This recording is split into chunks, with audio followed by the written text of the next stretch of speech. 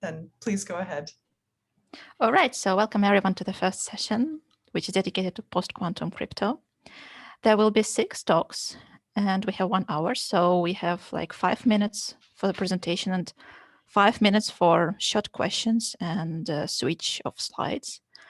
We have also a Zoom chat, so please feel free to ask questions. You can either use chat of Zoom or chat of Zulip.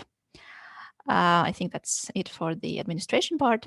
And it's my pleasure to introduce our first speaker, Daniele Cozzo, who will be talking about Gladius, LWR-based efficient hybrid public encryption with distributed decryption. This is a joint work with Kelong, Cong, Varun, Maram, and Nigel Smart. Daniele, the floor is yours. All right, thanks for introducing me. So this is Gladius and a hybrid cipher which is optimized for distributed decryption. So, okay, so in distributed decryption, we want to design a public key encryption for which we can efficiently implement the decryption with a secure protocol. The basic primitive should be NCCA secure, post-quantum, and should also be able to encrypt any message. So we will need some to use in a combination of chem and them. So, so if we start looking at the most famous hybrids around, it's like the Kramer-Shop hybrid. So it uses again a chem and a dem. A chem to encapsulate the session key, and then to the dem to encrypt the actual message. So it's NCCA secure. Also is post-quantum if the chem is and can encrypt any message. So we are almost there. The problem is that if we try to distribute this, well, we got some efficiency problems because after the decapsulation, the session key is still secret, and this means that we need to implement this as a secure protocol, which for long messages means that you need to do that many times. So, and this operation is usually expensive for general multi-party computation techniques. So we would like to avoid doing this, and so the naive idea of just opening the session key so that this could be done over clear data doesn't work because there is a obvious CCA attack. So to fix this, we propose our hybrid cipher. And so it's again a combination of a public key encryption and a symmetric key encryption, but we use a secure hash function to authenticate the session key here. What this means in the decryption is that we verify that the session key is valid, and only after that we can securely release the session key, so that this operation becomes for free from the point of view of communication. No need of any interactive protocol. So yeah, this is great because we are also able to show that if we start with a one-way CPA deterministic public encryption and any dem, we get an NCCA public key encryption in the random oracle model. So if we also add 2 hash functions, we also get the same statements holds in the quantum random oracle model. So that is optimized because the only thing that you need to do in a secure way is the decryption and a few hash operations. So the only thing that's left to do is to find the deterministic one-way CPA public encryption. Standard techniques like hashing the message don't work because you would need to reevaluate the key derivation function in the re-encryption over secret data, and this is super inefficient. So we want to base the encryption on something that doesn't need randomness. And this something is the rounding map. So we propose this public key encryption, which is just applying the rounding map to the message. So we get something which is deterministic, also post-quantum, and one way again from the properties of the rounding map. And the decryption is also can be also efficiently distributed. Well, not very clear from here, but we designed the protocol to be quite efficient under general multi-party computation techniques. So at the end, what we get is a general transform that takes a public key encryption, which is deterministic, but still one-way CPA, any DEM, and returns an in-CCA public key encryption in the ROM and also QROM. It's, again, as I said, optimized for distributed computation, because you only need to distribute the decryption of the chem and a few hashes. And also if you instantiate the public key encryption with our public key encryption, which is based on directly on the LWR map, then assumption, then you don't even need to do expensive de-randomization operations. And so at the end, what we get is a very practical public key encryption, which is like very efficient, like we got for standard benchmark access structure, 5 seconds for, to decrypt with a secure protocol. So I think that's all. And yeah. Thank you, Daniele. Are there any questions? I think we have a couple of minutes for questions.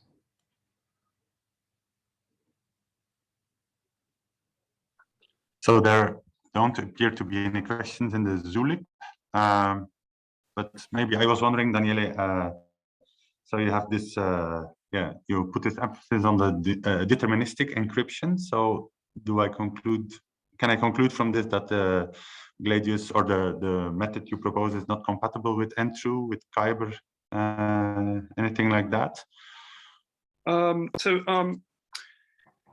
Okay, if I remember correctly, N-true and true primes also have something deterministic, but they need to do like use this. They need to de-randomize a probabilistic public encryption, and we don't want to do this.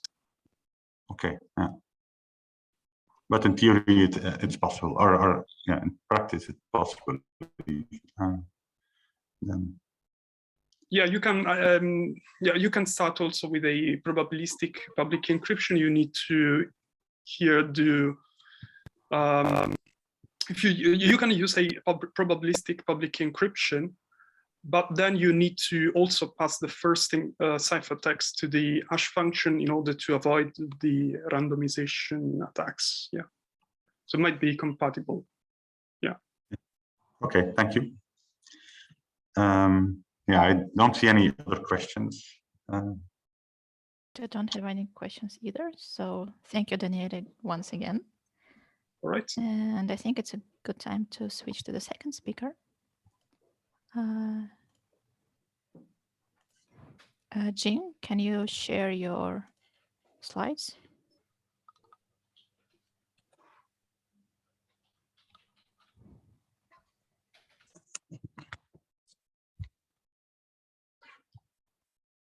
Perfect. Thank you. So our second speaker will be Jing Pan, who will be talking about lattice-based group encryption with full dynamicity and message filtering policy, joint work with Xiaofeng, Chen, Fangguo, Zhang, and Willy Susilo. Jing, you can start. Okay. Can you hear me? Yes, we can hear you. Okay. Hello, it's my pleasure to give the presentation about lattice-based group encryption with full dynamicity and dynamicity filter policy. It's a joint work by Jing Pan, Xiaofeng, Chen, Fangguo, Zhang, and Willy Susilo.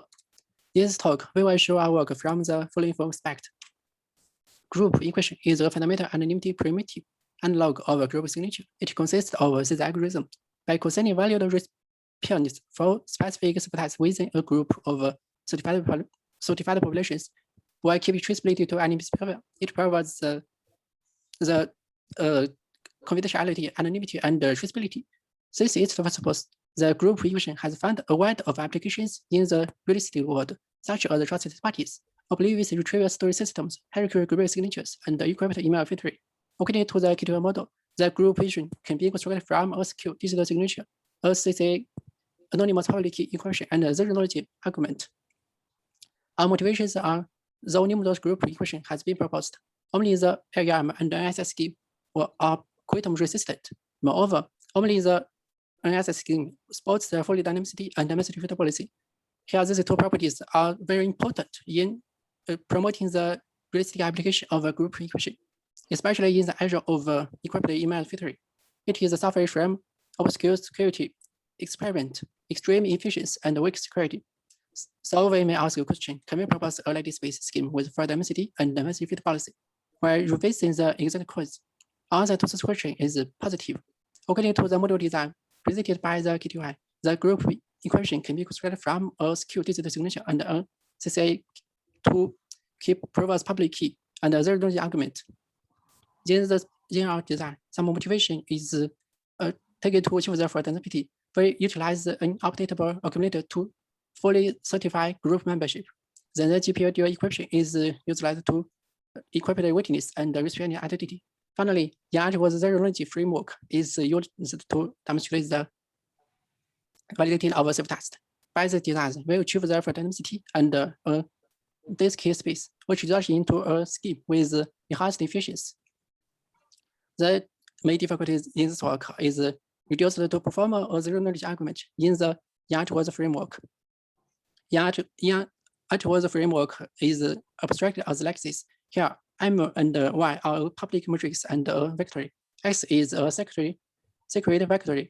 The floor body M is the set of three top of H, of which XH is equal to the product of XI and XG. It incorporates the short norm and the head matrix vector product relations. Now we consider to prove that binary vector P is not zero. For the problem, all these previous relative methods are disabled. So we consider the abstraction and transform it into equal relation. Here, we wanted to prove alpha is less than the sum of xi, where alpha is a function value with taking alpha1 to alpha as input. Now, next, we consider the proofs for the message filter policy. Now, two common policies in Q was filtering. The first is a permissive type, and the second is a prohibitive type. These two policies are defined as respectively here. We note that the proof method in the latest setting are known, especially under the Yang framework. Moreover, the proof for the permissive type is trivial and incorporated into that proof for the prohibitive type. So we only need to consider the proof for the second. The difficulty for this proof is like this. Accordingly, we provide our solution like this.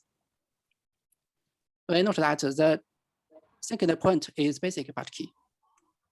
Our conclusion is like this. Thank you for your attention.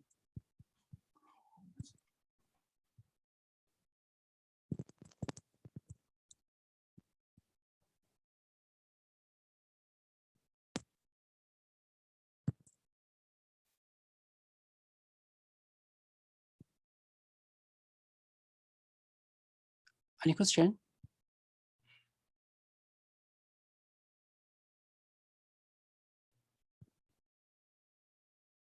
So I don't see any questions on the Zulip or in the chat.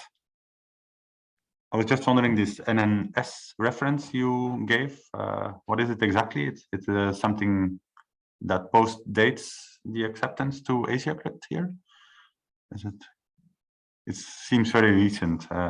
NNS 21. Who are the authors of that paper? Or which paper is that?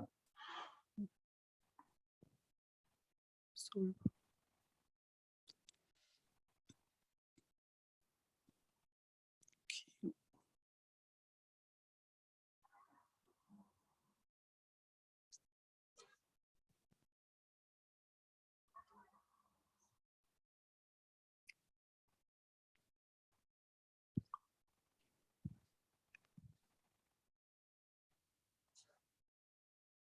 Hello, do you hear me? Excuse me. Yeah, I was wondering the NSS 21 reference you mentioned. I have been, yeah. I was just wondering if this is a like follow-up work to your work, or is it concurrent work? It's just curiosity. It's not very important, of course.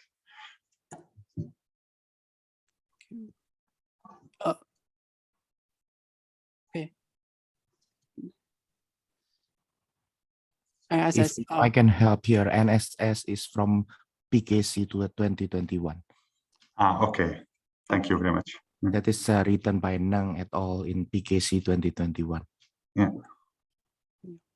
Thank you. Thank you. All right, I'm a bit sorry. I also had some troubles with my internet. So let's move on to the third speaker, to the third talk. Hiroki, can you please share your slides?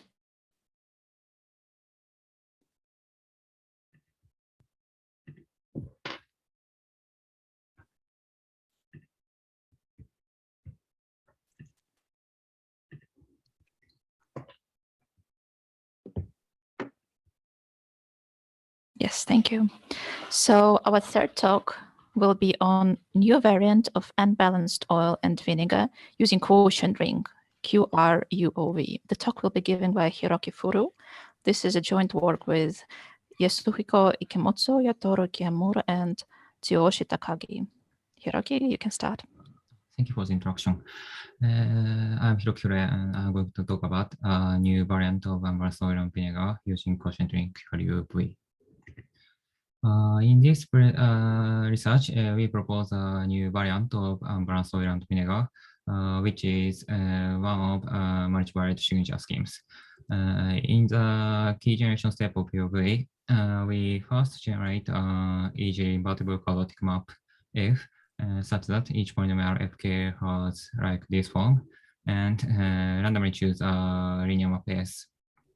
And finally, the quadratic map P is given by composing F and S, and this P is the public key, and the secret key is F and S. Next, I introduce representation matrices for the public and secret keys of UOV. When we assume the order of the finite field is odd, then each polynomial fi is represented by an n times n symmetric matrix, whose every row right submatrix is a matrix like this, and S is represented by n times n matrix like this. In addition, each polynomial pi of the public key P is also represented by n times n symmetric matrix Pi, and this is obtained by S transpose FIS.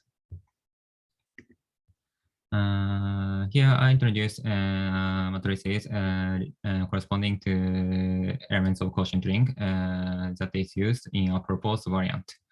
Let L be a positive integer and F be polynomial in FQX with a degree L. For any element G in the quotient ring FQXS, we can uniquely define L times L matrix phi GF satisfying this equation. And this proposition shows that if F equals x to the power of L minus x to the power of 1, I minus 1, and W is L times L matrix like this form, then for any element G in the quotient ring, W phi GF is symmetric. By using these matrices, we propose a new variant QR-UOV. In the key generation step, first we choose polynomial f of the form x to the power L minus a x to the power I minus 1 and L times L matrix W, such that for any element G in the quotient ring, W phi GF is symmetric. Second, the representation matrices Fy for the secret key F are designed to be block W phi matrices, which are block matrices whose every component corresponds to W phi GF, and S is designed to be a block phi matrix. Finally, the representation matrices PI for the public key is obtained by S transpose FIS, and this PI becomes a block W5 matrix. And then from the structure of W5 and phi, this can reduce the public key size. In the case of f equals x to the power of L minus 1, and then phi GF is a circular matrix like this. And actually, there exists a variant of using circular matrices, which is called by block and circular UOV. But the attack utilizing the property of the circular matrices was proposed at 2020. In this paper, we prove that if we choose F as an irreducible polynomial, then our variant is secure against this attack on BNCOV. This table compares the public size and signature size of proposed QR-UOV and compressed rainbow, which is an optimized variant of rainbow. As a result, the public size of QR-UOV can be reduced by approximately from 50 to 70% compared with that of rainbow, at the cost of a small increase of in signature size. About the security of QR-UOV, we confirmed that the proposed parameters satisfy the requirements of each security level, like this table, and we consider the existing attacks on UOV, and some attacks are utilizing the property of quotient ring, such as this pullback attack and lifting attacks. That's all. Thank you for listening. Thank you, Hiroki. Are there any questions? Well, while people are thinking about the questions, I think I'd like to ask one. So you represented your scheme in terms of the key sizes, which compare favorably to the previous papers. Well, key sizes and signature sizes, I guess. How about the performance? Is it also faster? About the performance, maybe it will be not efficient because it will be not efficient compared with that of rainbow because the performance highly dependent on the number of variables of the public key system, and the number of variables is larger than the case of rainbow, so the performance is not efficient. All right, I see. Thank you. Are there any other questions? We don't have any in the chat or the Zulip. I have a very naive question, maybe, but maybe it doesn't even apply. So apologies in advance. But did you check like for relations between the equations and your public key? So I guess they are linearly independent, so that's not a problem. But you might also have like syzygies, like relations with coefficients that are not scalars. Has anyone looked at that for these structured UOV variants? Sorry. So in these structured UOV variants, yeah, I'm wondering, but it's a very naive question, so maybe it doesn't make sense if there happen to be any relations between the equations in your public key, like linear combinations that vanish, but the scalars in the linear combinations are not elements of FQ, but they are polynomials themselves. So these relations are called syzygies. I was wondering if anyone has looked at that. I was wondering if there's a risk of introducing syzygies when structuring UOV, but please ignore my question if it's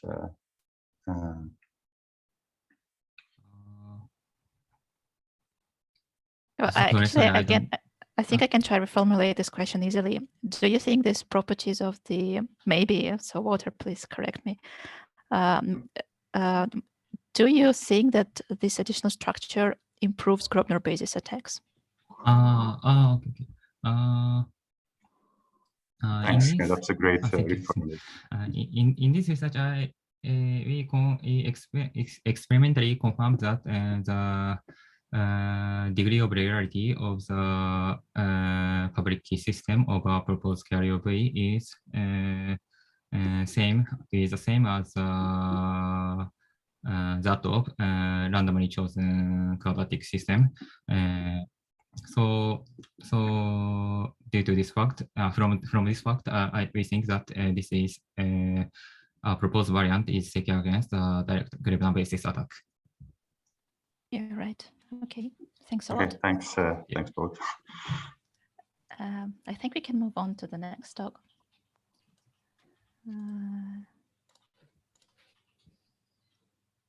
Maxime, can you try sharing your slides? Yeah. Can you hear me? We can hear you.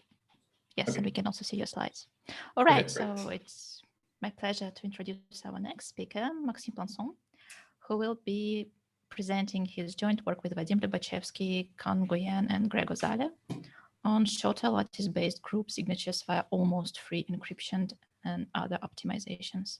Maxime, the floor is yours.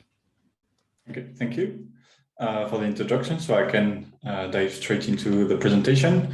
So first, let me give a quick reminder of what a group signature is. So we're all on the same page. So in a group signature, we have some group members, all of which have some identity I in the set calligraphic I. We have a group manager with an opener key, and we have a set of authority that gives those individual signing keys to the users and the opener key to the group manager. So from a high level, we want two things from a group signature scheme. The first one is we want that every member of the group can sign on behalf of the whole group. And the second, we want that the group manager is the only one who can trace a signature back to the identity of the signer. So what this means is that a signature should not leak information on the signer, but using the opener key, the group manager can tell the identity of the signer. So the previous most efficient lattice-based group signature scheme was one from CCS 2018, where the signature size for groups of size about 1 million was around 580 kilobytes. So in this paper, we use a similar structure for the protocol, but we improve on several parts of it. So for the same group size, that is about 1 million members, we reach 203 kilobytes for signature. Okay, so now I will give 2 examples of improvements we make that could be of independent interest or could be like a nice takeaway from the talk. So first, about the title of the paper, which is the almost free encryption part for the group signature. So the signer wants to somewhat encrypt his identity for the group manager to decrypt. So he also needs to prove that this ciphertext is well formed, so the verifier is convinced that the decryption would be correct. So now here is the ID we bring in this paper. So the commitment to the identity I is of this form here. And if we make this change, then, which is basically planting a decryption key S and E in the public vector for the commitment scheme, then this does not interfere with the security of the commitment, but it makes decryption possible for the group manager who knows these secrets S and E. So on top of this, the zero knowledge proof of well-formedness is a proof of knowledge of the small r solution to this equation here. And this is already given in some other proof of the signature. So this is why it's almost free. Now, the other contribution I want to talk about today is this ID here. So the signature contains a proof of knowledge of a secret key, which is this S1, S2 solution to this equation here.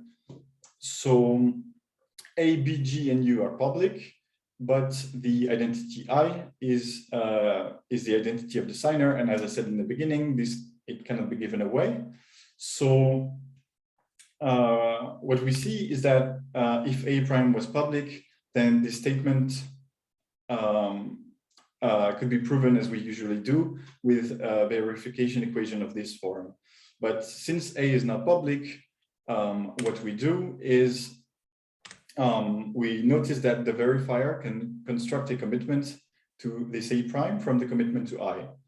And yeah, so if we add an extra commitment to the W from the previous slide, then you can see that this verification equation becomes linear in the commitments, and linear equations are very cheap to prove. So in the end, we can give a fairly efficient proof of knowledge of this secret key. Okay, so that's about all I wanted to say today. The paper is available on ePrint. You can check the long video on YouTube if you want to know more. Thank you for your attention. Thank you, Maxime. Are there any questions?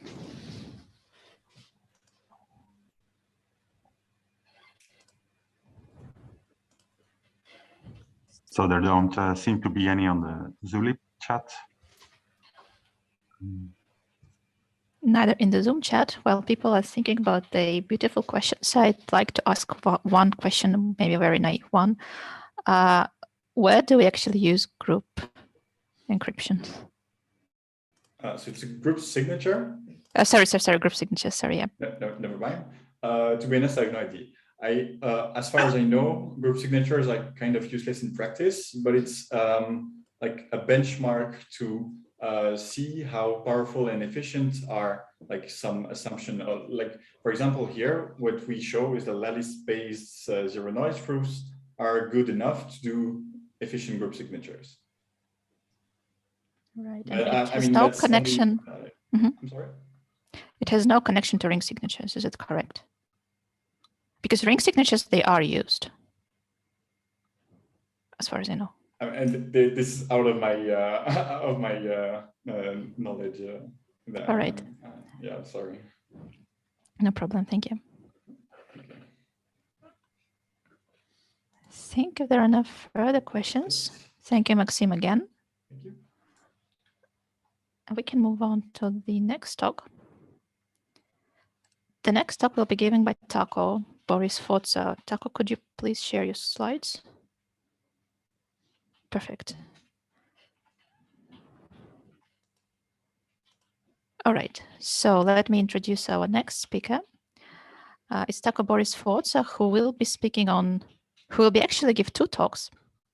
The first talk will be on CETA, super singular encryption from torsion attacks, written by a bunch of authors, which is Peter Koutas, Christophe Petit, Lucas Defer, Antonin Leroux, Taco Boris Forza, Benjamin Veselovsky, Cyprien Desplèges de Saint-Guillaume, and Xavier Silva.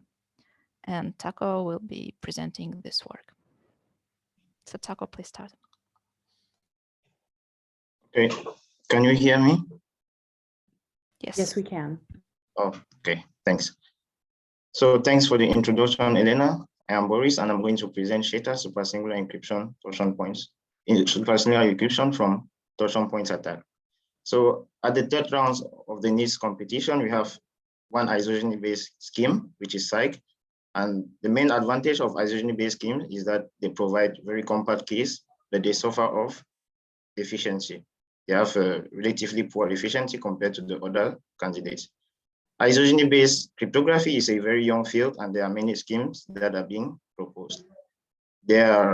Most of the schemes proposed till now, they are Diffie-Hellman type key exchanges and Elgamal type encryptions.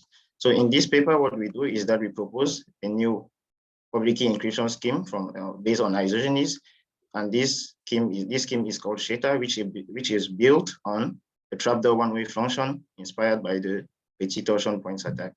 We also propose the first parameters for CETA and the first implementation. In the paper, we also introduce a new Uber isogeny assumption to encompass all isogeny-based assumptions. So let's start with the torsion points attack on SIDH. So in SIDH, the key recovery problem is not really the pure isogeny problem, but it is the computational supersingular isogeny problem with torsion point information. So you are given two curves that are isogenous, and you're also given the action of the secret isogeny on some torsion points, and you are asked to recover this secret isogeny. One particularity in SIDH is that you are also given, we also know the endomorphism ring of the starting curve. This information is not trivial for a random curve, since the endomorphism ring problem is known to be hard.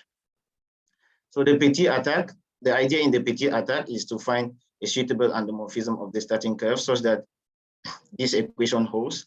And with this information, you can now recover the secret isogeny phi A in polynomial time, given that the order of the torsion points NB is greater than P times the degree of the isogeny. Trapdoor curves are curves for which you know the endomorphism ring, and you have a less imbalancedness between the isogeny degree and the torsion points. And with this trapdoor curve, what you have is in fact that you have a trapdoor mechanism. The one-way function here is just the evaluation of the isogeny, the computation of the isogeny, and the evaluating it on torsion points. And the trapdoor is the suitable endomorphism. And inverting the one-way function is just running the petit attack. Note that the petit attack is run only when you know the suitable endomorphism and the integer d, such that the endomorphism satisfies this equation. So we hence get a trapdoor mechanism, and with any trapdoor mechanism, you can build a trapdoor public key encryption scheme. So what we do is that we suggest the first implementation of our scheme with some concrete parameters.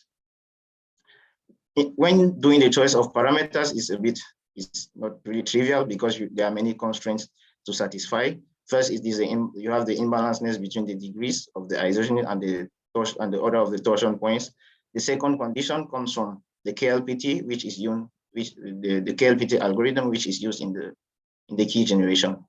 We also have security requirements, and lastly, we have different trade-offs between key generation and encryption and decryption. We opt for the second trade-off, in which we have a reasonable key generation algorithm, but relatively slow encryption and decryption. We suggest one parameter for which we have a key generation that runs in 10 hours, encryption in 4 seconds, and decryption in about 10 minutes. Note that the problem with this key generation is that you have a KLPT algorithm running in it, and KLPT, even though it is polynomial time, it is still relatively slow in practice. In the paper, we also introduced the Uber isogeny assumption that encompasses most of isogeny-based assumptions.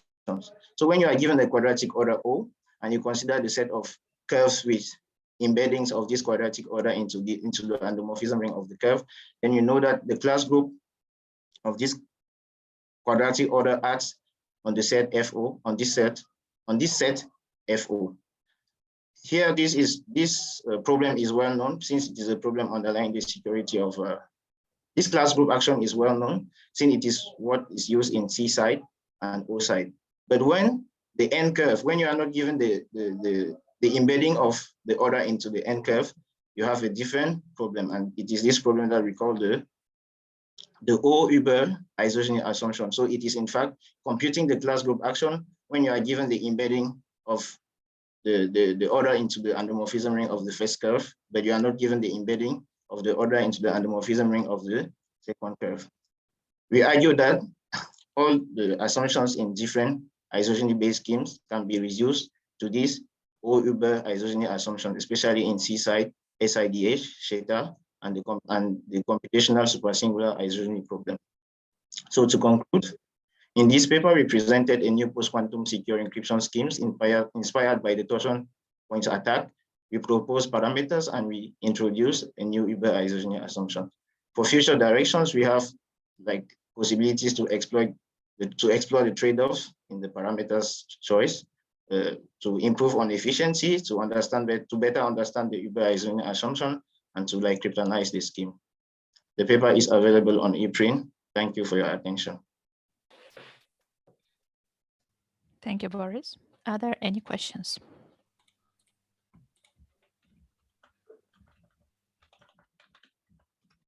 We don't have any questions in Zulip or in the chat, I think. I was just wondering, Boris. So by the way, I really like this Uber assumption. That's really nice. I was wondering, there's a lot of ongoing research in like improving these torsion point attacks and improving KLPT and things like that. The impact of such improvements on CETA, would that mainly be in terms of efficiency, or would there like be also some maybe security issues or new constructions possible? Do you have a view on that? So the security of CETA is so the security of CETA is based on the computational supersingular isogeny with torsion point information. So if the improvement still uses the endomorphism ring as input, then this does not affect the security of the scheme. Instead, it will contribute to a more efficient scheme, since it means you'll be able to choose smaller parameters. That is, you'll be able to choose a smaller. Let me see.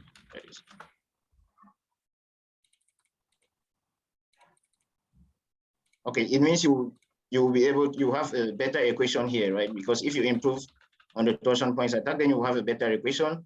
Hence, you have less imbalance degrees NA and NB. Since you compute isogenies of degree NA and you have torsion points of order NB, then you have more efficient schemes because your isogenies will have shorter degrees and so forth. So any improvement on the torsion points attack or on the KLPT algorithm will lead to a better efficiency.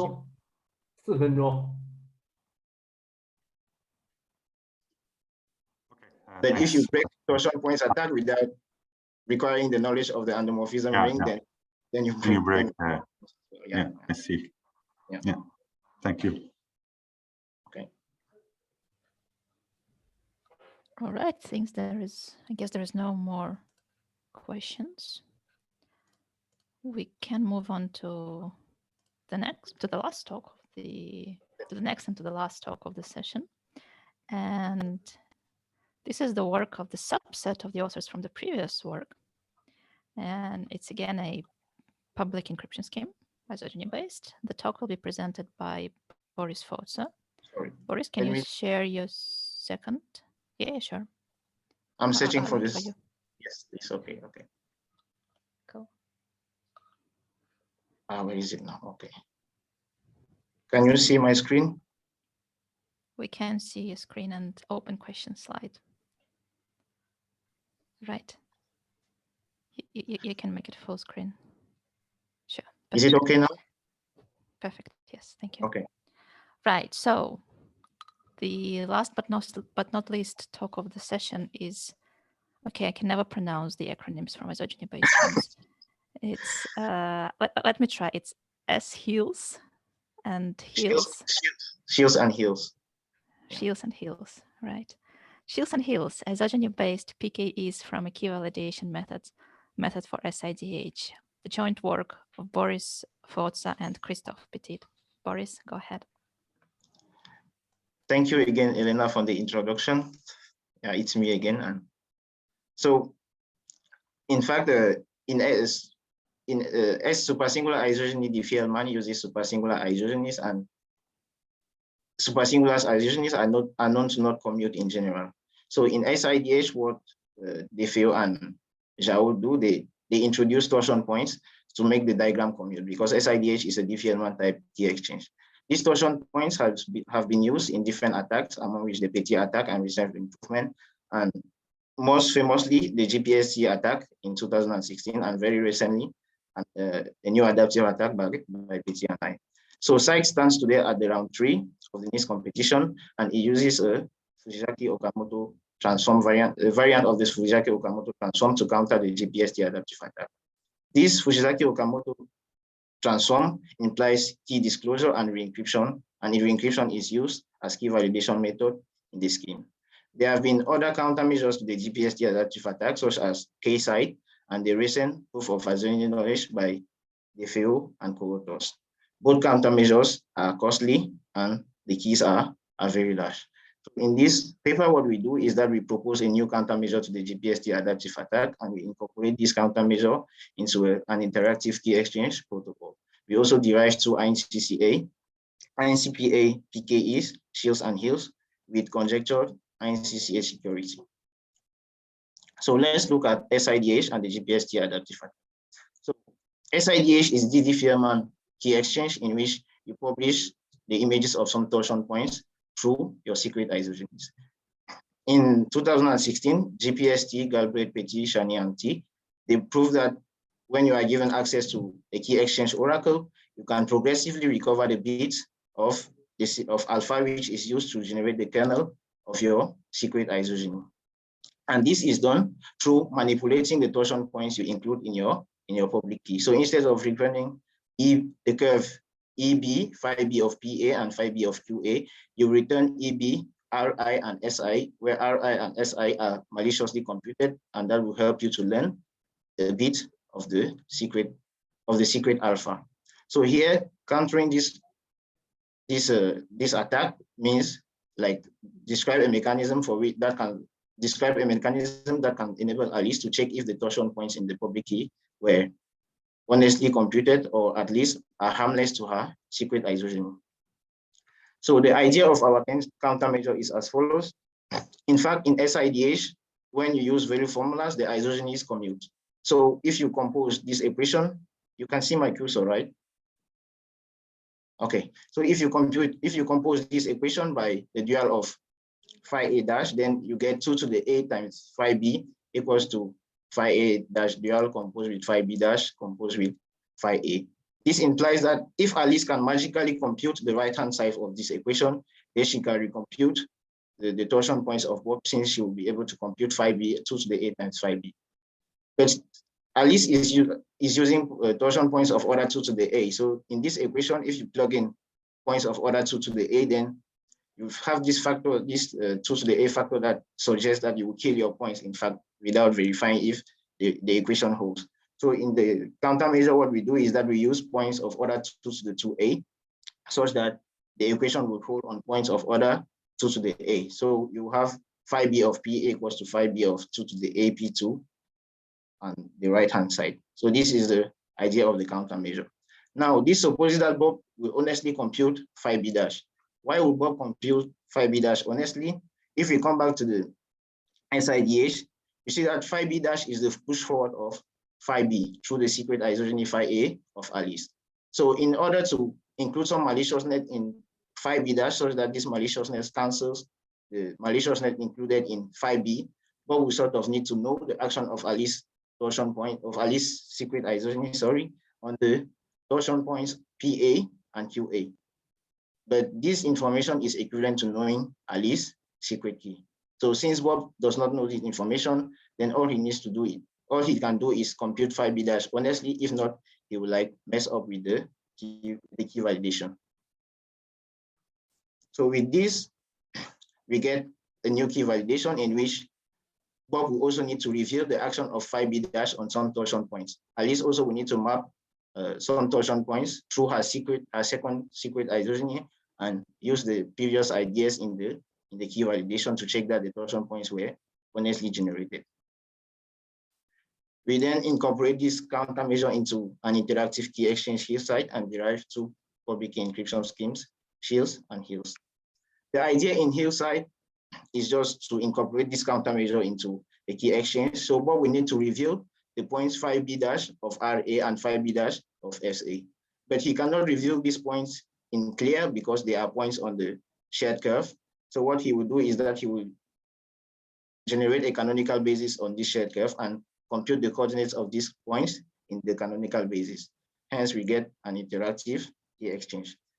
One thing to note here is that the DDH type assumption for the key exchange does not hold because you are revealing some coordinates of points on the shared curve, but the computational differential assumption we believe it still holds. So the idea in shields and heals is that to encrypt a message M, you just scale the points phi B dash of RA and phi B dash of SA by some integer, and Alice can then recover this message by solving some discrete logarithm after the key validation. the difference between shields and heels is that in shields you use the primes of heel side, while in shields you use the primes of heel side, sorry, while in heels you use smaller primes. In shields here, what you notice is that Bob can both encrypt messages and decrypt with the same parameters, while in heels Bob can encrypt but he cannot decrypt. This may lead to some advantage.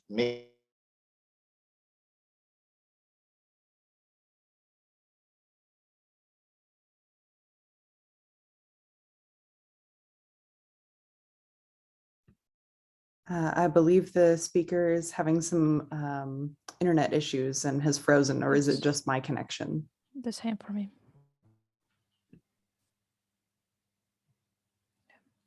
The session is not a good session on this Asia crypt if it doesn't have technical issues.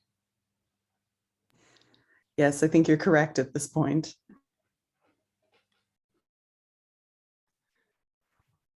Can you hear me now? Moving. Yeah. Yeah. Yeah, we have you back. Can you please reshare your slides? Yes, yes. Internet is the only thing I could not test before starting the presentation. No, I don't know where I stopped. Yeah, you stopped right here when you said that Bob cannot, and then you disconnected. Okay, thank you. So we proved that. Can you hear me? Is it okay? Okay. Yes, thanks. it's okay. So we proved that shields and heels are INCPA secure, but we could not come up with an INCPA security proof. But we argue that there is, to the best of our knowledge, there is no known INCPA attack on the two schemes. So here we compare heat side and K side, which is the convenient countermeasure to which we could compare, since there is no key disclosure, and we see that we have a lot of improvement with respect to K side. Note that there is also the recent proof of isogeny knowledge that appeared some months ago on ePrint, and we also our countermeasure is also better than that proof of isogeny knowledge. But note that in the proof of isogeny knowledge, you also prove the correctness of the degree of the isogeny, which is not the case in our countermeasure. So the schemes, shields, and heels, they are still very slow compared to psych, and also they have larger keys. They have larger keys, but we believe that they will obey to Galbraith's law, and that maybe in 10 years you have something more efficient. So as open questions, we have cryptanalysis. It's new, and the scheme surely needs cryptanalysis. We have the key validation method. Also, maybe we can improve it, and we are actively working on it. And proving or contradicting the INCPA security of shields and heels is also an open problem. One last comment. So we have noticed, just a few days ago, we noticed a minor issue in the countermeasure. It does not affect the security of the scheme, but I think it's meant to be corrected, and we will correct that in the follow-up version of the countermeasure. So thanks very much, and that's it for me. Thank you, Boris. Are there any questions? So no questions. Yeah. Sorry? No question. No question in the Zoom chat. No, and neither there are questions in the Zoom chat. I may have a question for Boris. So you mentioned this commuting of values formally. So I guess that's true for the original formally by value, but is it also true for like the more efficient versions that have proposed in the meantime? How dependent are you on this assumption? I think it's true. I believe, at least for implementation, is true, right? Okay. Yeah. Verified implementation is true. Yeah. And so you, like in the heels, you have this unbalancedness, I think, if I understand well, or do you always have it? Maybe I misunderstood. So this comes with some security issues then, or? Yes, that's a very nice question, since I did not mention it in this presentation. So you are computing isogenies of degree 2 to the A, and you are revealing their actions on torsion points of order 3 to the 2B. So it's imbalanced. So the counter, we set the endomorphism ring of the starting curve to be unknown. So you need a trusted setup for the schemes. Yeah. Thank you very much for that, for bringing up that question. Thank you very much. Okay, thank you. Let me finish the session with the question that you, Boris, brought up yourself. According to the Galbraith law, what do you think will be faster in 10 years, isogenies or lattices? I think that's a question for which we already know the answer. Maybe it's hard to like say that isogeny will beat lattices someday. I don't know, but maybe if you have like a square root formula for isogenies of degree 2 and 3, then you can expect that, but it's really not. I think it would be very optimistic to say that isogenies will beat lattices in terms of efficiency, but the power of isogenies is that they are very flexible, right? They are very flexible, and there is a lot of structure in isogenies which you can really exploit, I think. Right, that was more a joke question, but thanks a lot. Thanks for sharing your opinion. And if there is no further questions or comments, I think we should thank all the participants of the session and the speakers. And I think with this, thank you everyone for attending, and we can close the session. Thank you.